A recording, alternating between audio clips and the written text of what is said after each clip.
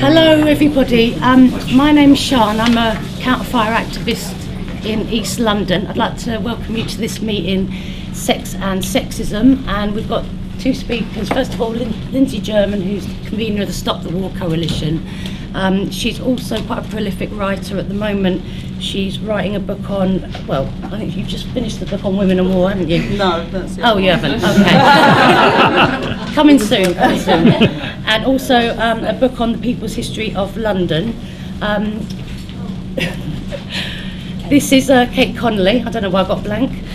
She's a historian on the suffragettes. At the moment she's writing a book on Sylvia Pankhurst, and she's also a counterfire activist. We're going to start the meeting. I'll hand it over to you. You'll go first, aren't you? Yeah.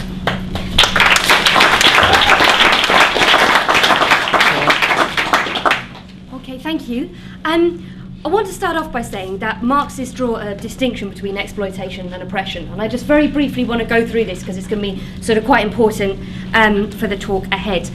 Basically, exploitation defines what happens to us as a class.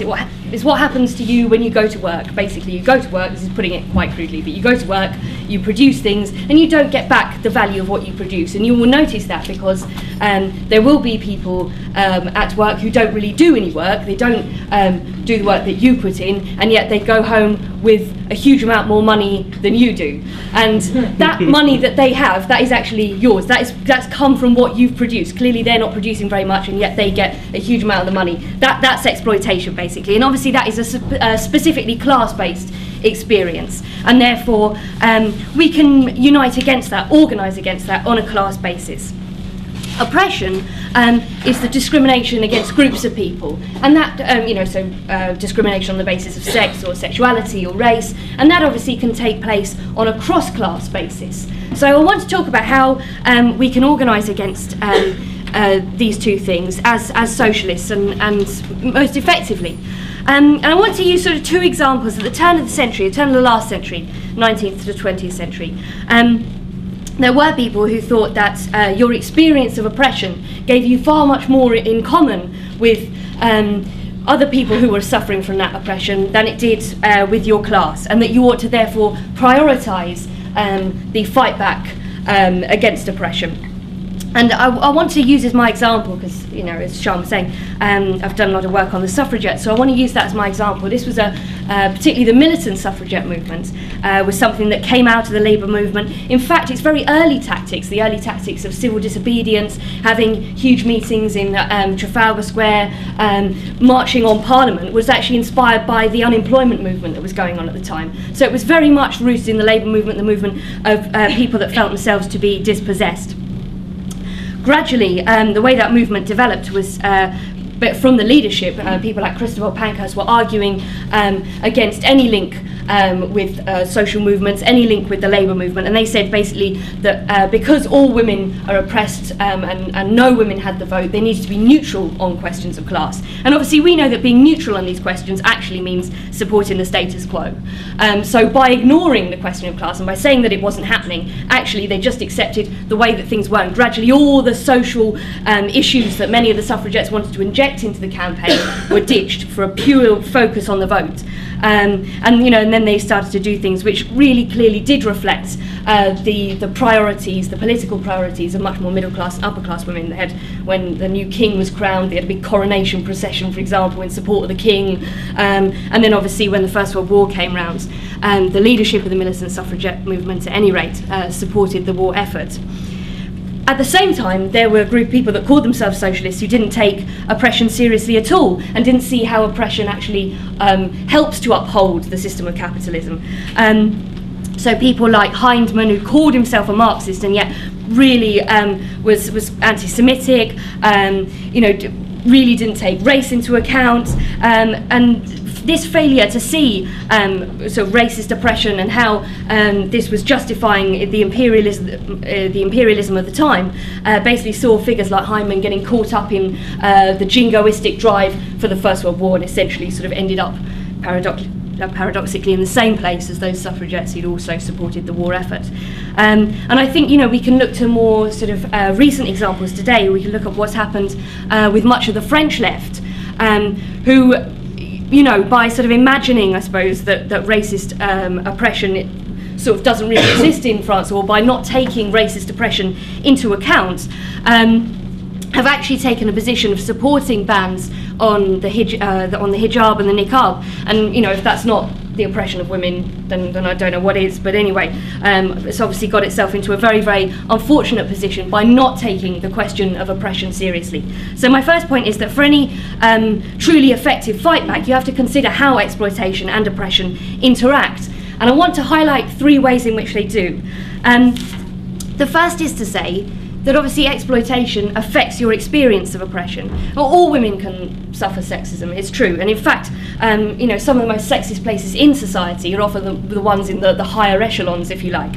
If you just think about David Cameron's plan to lower boardroom pay, it was like, oh, let's get some women in there because they're not paid very much. You see these trials going on, women going to the High Court or whatever, talking about the outrageous levels of sexism in the City of London. You've got David Cameron saying to the Shadow Chief Secretary, calm down, dear, and thinking this is, some civilised way of having a debate. And so obviously, women at the top of society can suffer outrageous levels of sexism, but people at the bottom of the pile, ordinary women, have so little to sort of ameliorate that experience of oppression. And I think your experience of oppression is very, very different. If you're working really, really long hours, you can never afford to eat out, you can never afford a holiday, you're living in cramped conditions. That actually fundamentally changes your experience of oppression and how you want to fight back against it. And it is that experience of exploitation that actually gives us a way of uniting together to fight back. I mean, the reason that we see these women who work in the city going to the High Court, for example, to fight their battles, is precisely because they have to fight that battle individualistically. They can't unite with all the other women bankers across the banking sector because they're all in competition with each other, so they can't unite. But also, movements generally tend to split between those people who want to support the system and those people that want to change the system. This happened in the suffragette movement. There were those who just wanted women to be able to be MPs and participate, and there were those like Sylvia Pankhurst who worked with working class women in the East End who wanted to fundamentally change everything about it and wanted to see the system work in the interests of the poor and the dispossessed. And it is precisely this split, it is precisely because those women who just want to join the system can't effectively fight back against sexism because they're not challenging the basis for that sexism. They might get included in the system, but the very fact they're actually getting included in a system that breeds sexism means they can't effectively ever challenge it, and it will continue to persist. You will get the David Camerons of this world continually coming out with this. You will get women consistently underpaid. And when I'm talking about reforms, I want to use an image that Rosa Luxemburg, who's obviously a very famous Polish Marxist, came out with. And she said that when you're fighting for reforms, it's a bit like the labours of Sisyphus. You roll this big stone up the hill, as this mythical figure, rolled this stone up the hill, and every time he got the stone to the top of the hill, the stone came rolling all the way down again. She said this is a bit like fighting for reforms. And, we can see this. We've fought for various reforms, like free education or whatever, and then actually we find out a generation later, those reforms are taken away from us. And I think in the fight against sexism, this is quite a good analogy, but that stone, when that stone comes kind of rolling down the hill again, it never comes down in exactly the same way.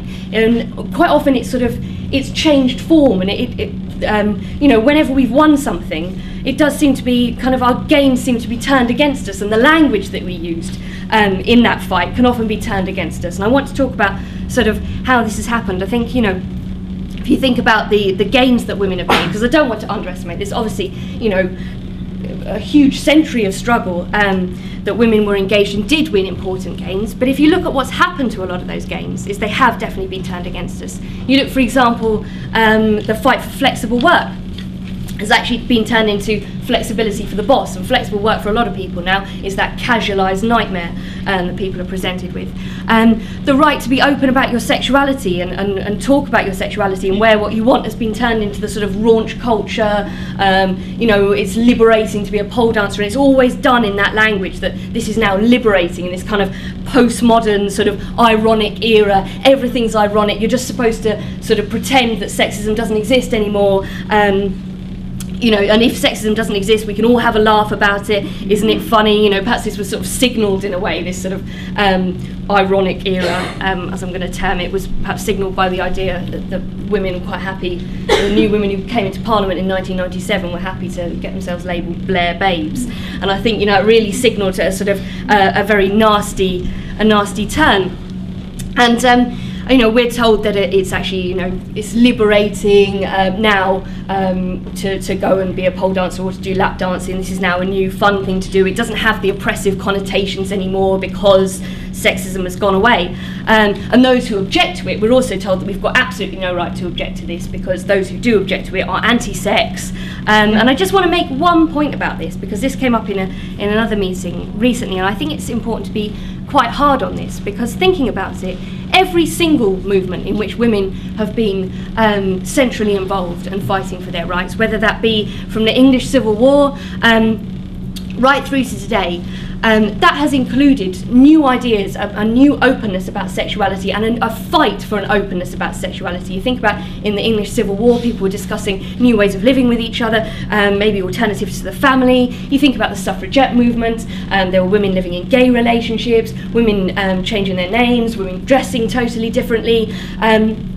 You think about the 1960s, obviously, of course, a time of huge sort of ferment of ideas about how women could live differently and have gay rights. Every single movement that women have been involved with has been fighting for the opening up of sexuality. And so for the people at the top of society to tell women who are fighting for their rights today that they are anti-sex, they are anti-this is absolutely, I think, disgusting. And we should remember that every single sexual freedom was fought for from below. It was never given to us from above as a favour. It was never sold to us by, you know, Playboy or, you know, Hugh Hefner. These were never ever the people that gave us our rights, and it's quite disgusting that people like that turn around and tell us that we're against the openness of sexuality. So what I want to end on is I think it's great that women are going to be going into struggle very, very soon. Obviously, with the strikes on November the 30th, it's about 65% of the workers in the public sector are women, and they are going to be involved in that struggle. I think that's absolutely wonderful, but I think what we do need to do on November the 30th is reach out to where most women are, and most women are not in unionised jobs. They're in unorganised, low-paid jobs, and I think we need to be organising amongst them, making sure that they can be part of the fight back. But I think we not only want a fight that's defensive. We don't just want a fight to save our pensions and to keep things as they were. Things as they were, things as they are horrible and are deeply unpleasant for women. And I think that actually part of the fight back has to be going on the offensive around women's issues and campaigning. I mean, sometimes campaigning for things that we, you know, did win in the past. Things like free childcare, things like that, but I think we also very much want to go on the offensive about questions of raunch culture and our rights today.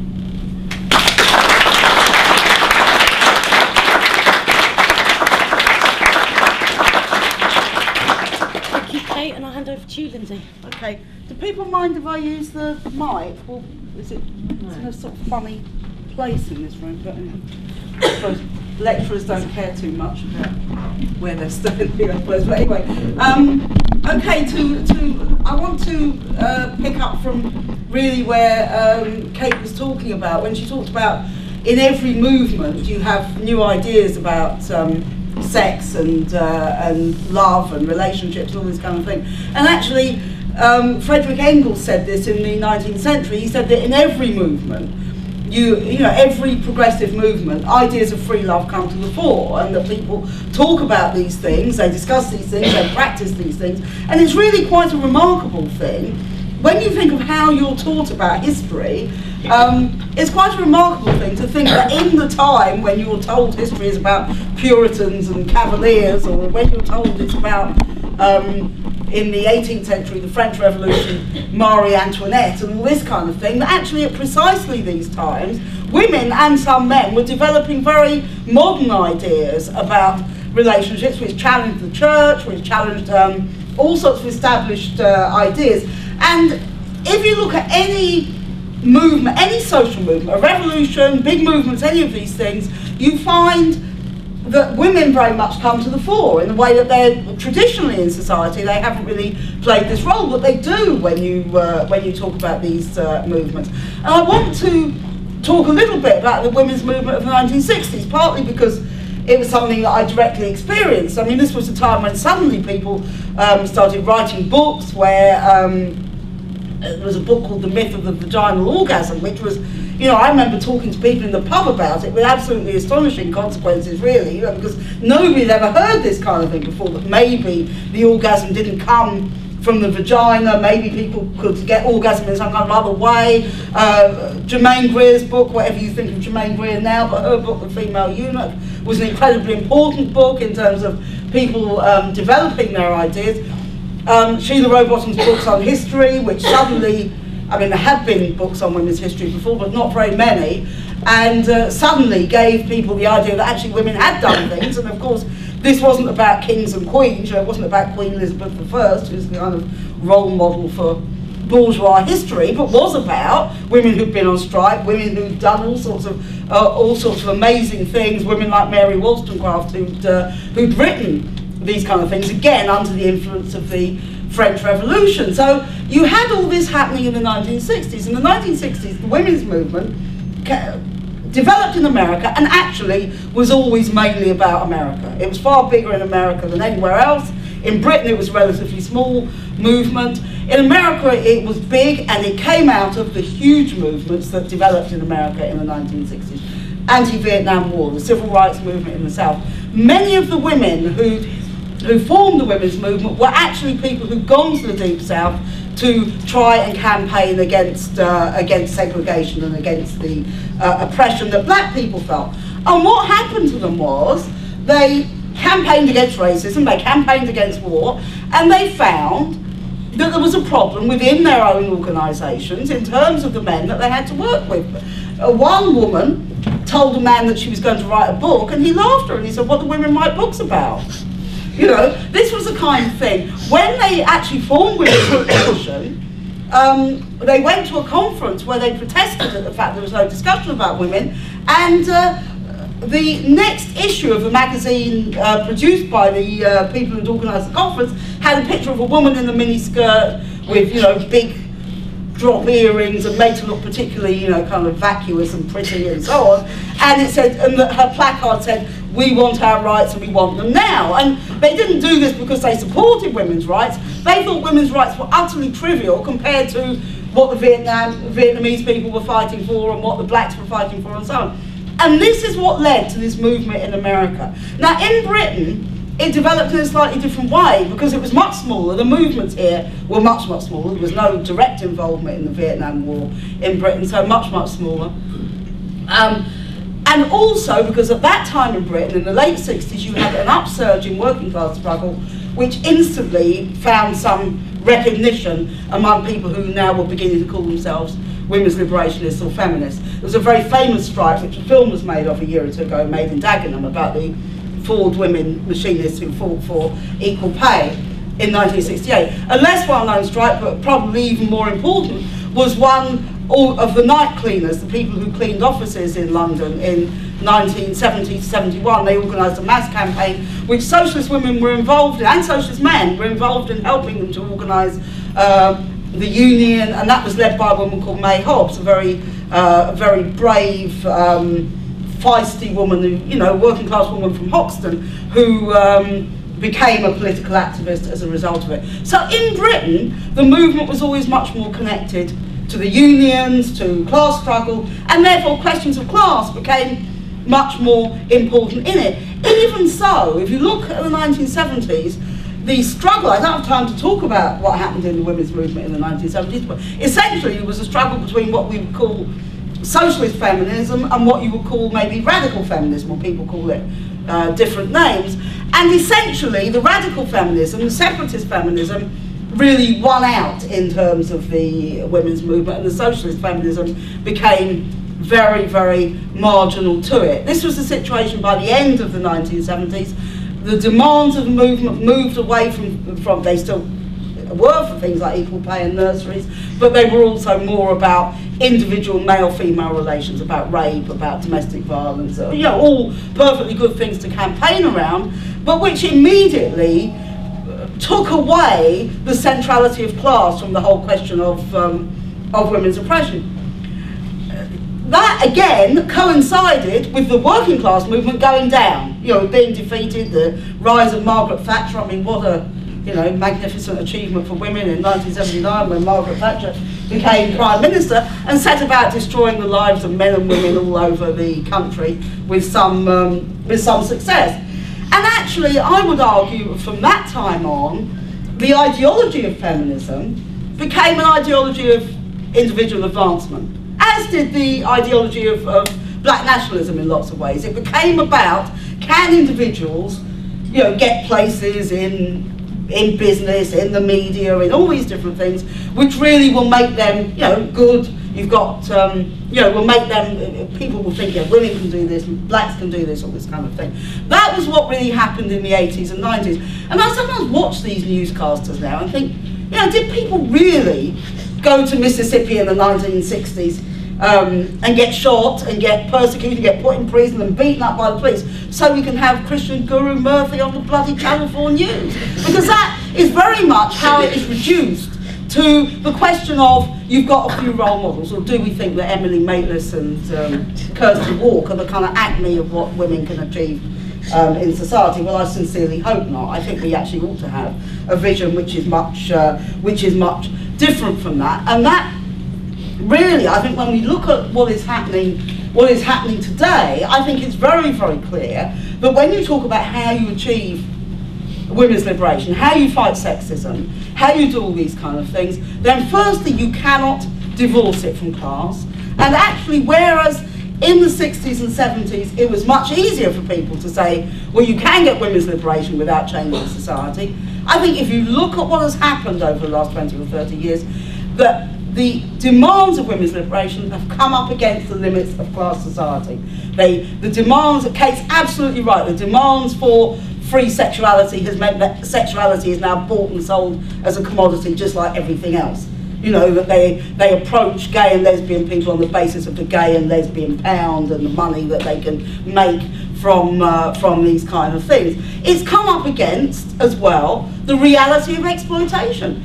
That if you look, the right to work for women was a very, very important right, and still is a very, very important right to fight for in certain circumstances. Women have absolutely the right to work on the same basis as men. But what has it meant by 2011? It has meant the right to be exploited in the same way as men, and actually women entered the workforce just as that rate of exploitation was increasing, just as conditions at work were getting worse, just as the whole of the union movement was being weakened and so on. And therefore, you have to say to yourself, those demands can only take you so far. They're incredibly important as demands, as opposed to what went before, but they can only take you so far because they bang up against the limits of class society. And it seems to me, if we're talking about how we end sexism, we have to talk about challenging that class society. And that means, it seems to me, when you look at the world we live in today, we've been talking all day about the huge crisis in the world, the huge level of upheavals that are going on, the revolutions in North Africa, the permanent state of crisis in Greece, and this will be coming to Italy very, very soon as the IMF and all these people move in. How is it that we actually have these demands for women's liberation as part and parcel of the wider demands to change the world? How do we fit in these demands? How is it that they become central things? I think it's firstly that women themselves have to take a lead in these movements and have to be part of these movements in a way that they weren't in the 1960s by and large. You know, they did do the secretarial work and they did do the backroom work, and it was the men who wrote the books. Well, luckily a few things have changed over the last 40 years, so that's a good thing. But we have to fight for that involvement. We have to fight against any idea that women somehow, because it is much more difficult for women, not just because women have children, but yeah, I'll wind up in just a minute. We have to fight for those kind of things, and we have to fight for demands which say women do have the right to work, women have the right to equal pay, women have the right to fight against job segregation, because women's work, so-called, is very, very heavily concentrated in the lowest paid occupations in this country. These are the kind of demands we have to put forward. And it means, and the difference is, when you look at what will happen on November the 30th, as Kate says, probably a majority of the people out on strike will be women, or a very substantial number of the people out on strike will be women. The key thing is, can we harness those kind of struggles into a much wider struggle to change society? Because only when we end the system of exploitation and when we end the whole profit motive will we get a society which is based on what human beings really need, rather than on the wishes of a tiny minority.